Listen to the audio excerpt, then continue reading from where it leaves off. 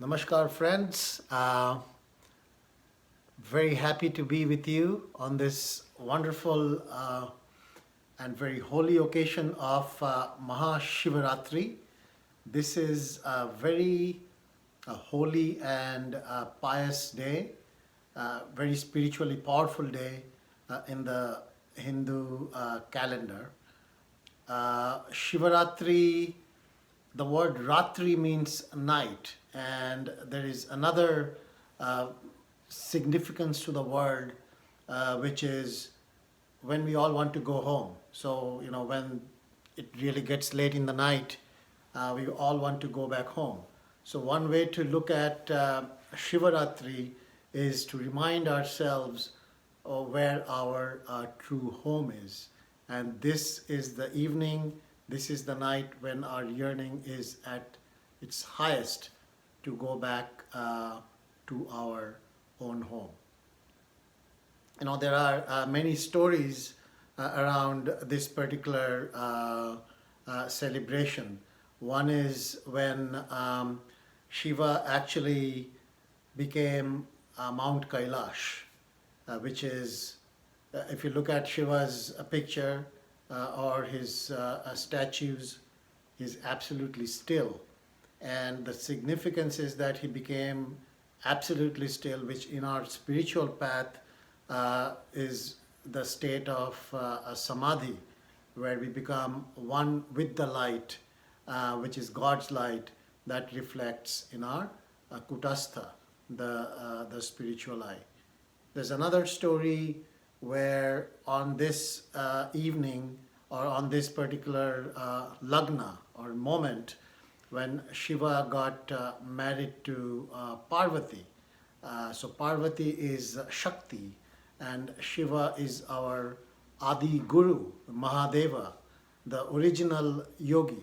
So a combination of the male and female, and that's all there is to it. So it's either positive and negative or male and female, indicating the completeness of our creation. So that's also celebrated on this particular evening. This is celebrated on the 14th day of the lunar calendar, which is the darkest night of the month. So the significance is, as I said earlier, when it comes to night or Ratri, we want to go home. So guess what? When it's the darkest, our yearning to go back home is at its maximum.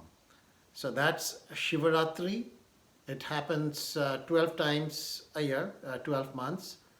And Maha-Shivaratri, which is what we are celebrating today, is even more powerful because on this day and evening in the northern hemisphere, the planetary positions are such that it has the maximum pull, the gravitational pull on Earth. So in the Shiva Tattva, which is in the Shiv Puran, that's their philosophy, they say that the Shaivic energy or Shiva's energy or the energy of the creator actually runs just 10 inches above the ground. And because of the pull, that energy gets grounded that we can all feel it.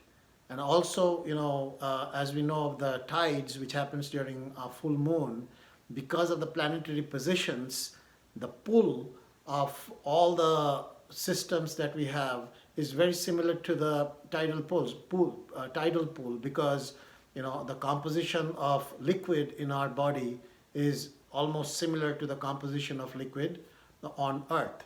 So imagine that pull coming, and it's almost, the heavens and the gods and the masters are essentially working together to really uplift our spiritual energy.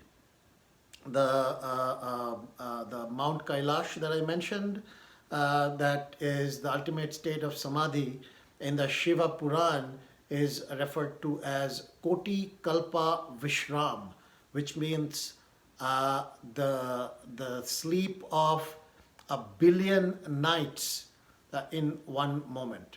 So if we are able to just fathom that, visualize that you are able to get that amount of rest in a single moment, that means you are one with the truth, one with the bliss. So friends, this is a very pious day. All the teachers, the masters, all the great yogis and saints are really up all night, because, and that's the other thing, why do we stay up all night, or at least ritualistically, why do people stay up all night? And over the years, a lot of rituals and events have been has been planned during the night. The whole idea is to sit up, right? Because at night, if you lie down and all this energy flowing, you are unable to realize the ecstasy of being one with God. Because if your energy is rising, your effort, our effort, doesn't have to be that much. You automatically feel that joy. The Shiva Tattva, which is now grounded and coming up through us, is really lifting up our consciousness. So let's celebrate Maha-Shivaratri today, and hope we can all meditate together, and we have a wonderful meditation, storytelling, and just be with each other.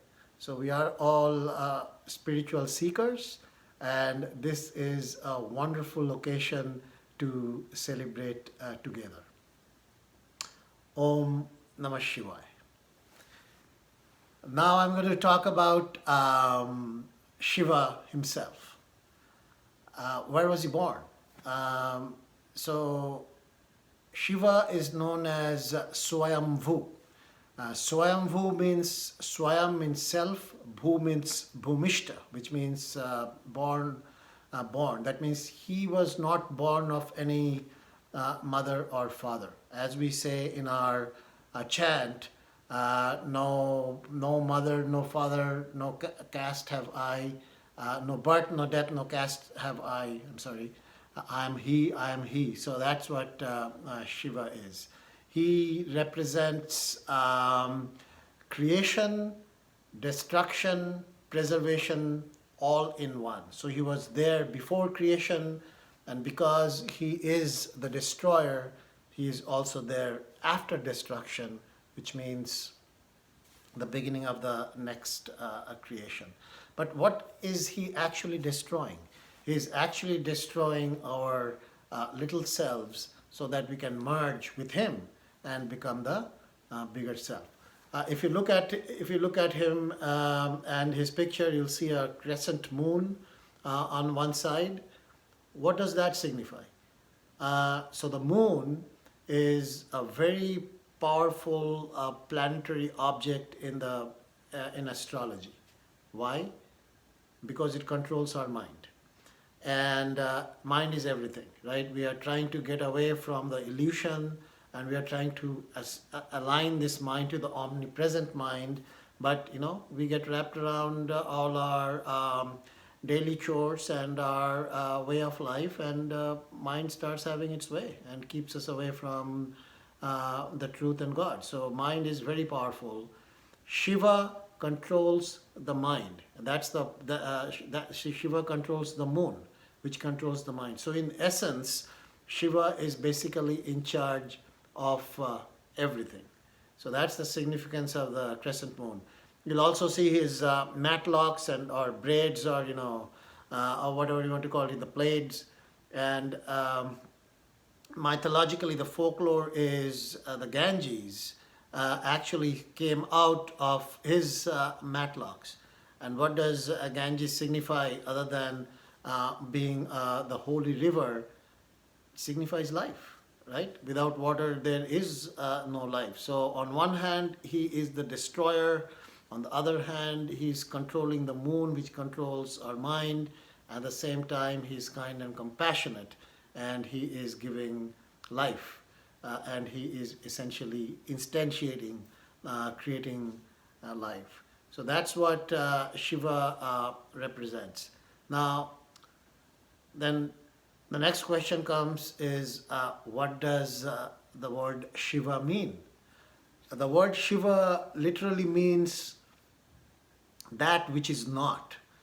So just think of a dark night, and we are celebrating, we are meditating, and we open our eyes and we see this vast darkness in front of us. So what Shiva represents is something that is not that, right? So if you look at new science, what we thought as blank spaces in the universe is actually dark matter, and there is no empty space. So we need to have the eyes and the clarity to see that. Similarly, allegorically again, when we are looking at night, and what Shiva represents is not night or darkness, but light. So there is this beautiful story that illustrates this. It's Lord Vishnu and Lord Brahma. So Brahma is our creator, and Vishnu is our preserver. So they were having an argument, and to decide who is actually better. Is the creator the better, or the preserver the better Lord, right? And so as they were kind of having this argument, they see this huge column of light. And they decide, okay, I'm going to go to the top. The other one says, I'm going to go to the bottom. So Brahma takes the shape or becomes a swan and starts flying up. And Vishnu becomes a Baraha, which is a pig, and starts going down. And Brahma keeps going up and up and up and up, and Vishnu keeps going down and down and down. And then Brahma meets Ketaki, a flower, and then the flower says, I'm coming from the top. So he thinks that, well, there must be a top and all that, but I'm not going there. Essentially, what it means is that at one point of time, they exhaust their journey. They get tired, and they realize that there is no top and there is no bottom. And that's what Shiva is. So Shiva is that column of light. So think of our own journey through our millions of lifetimes. The Brahma Nadi, which is the causal light that is shining through us, and through which we need to pull our senses and merge back. So all of that is very allegorical and very connected. So Shiva represents no beginning, no end, and is just light, which is the ultimate truth. There is a sloka in the Shiv Puran, which I like very much, and it goes like this: Prabhumisha Manisha Mashesha Guna Gunahina Manisha Garabharanam. What this really means is that you have a combination of all the gunas, the three gunas that we have, the Sattva guna, the Raja guna, and the Tamo guna, yet you are none of that. So you are above that. You are Triguna Rahitam, as we talk about in our hymn to Brahma, and we bow to thee. So let's think of Lord Shiva as the stillness. Let's think of Lord Shiva as the light. Let's think of Lord Shiva as the person who is in charge. And let's give our everything to salute him, to celebrate him, and share stories about him, and meditate and attune to his vibration, to his Sat. Thank you. And Om Namah Shivaya to everybody.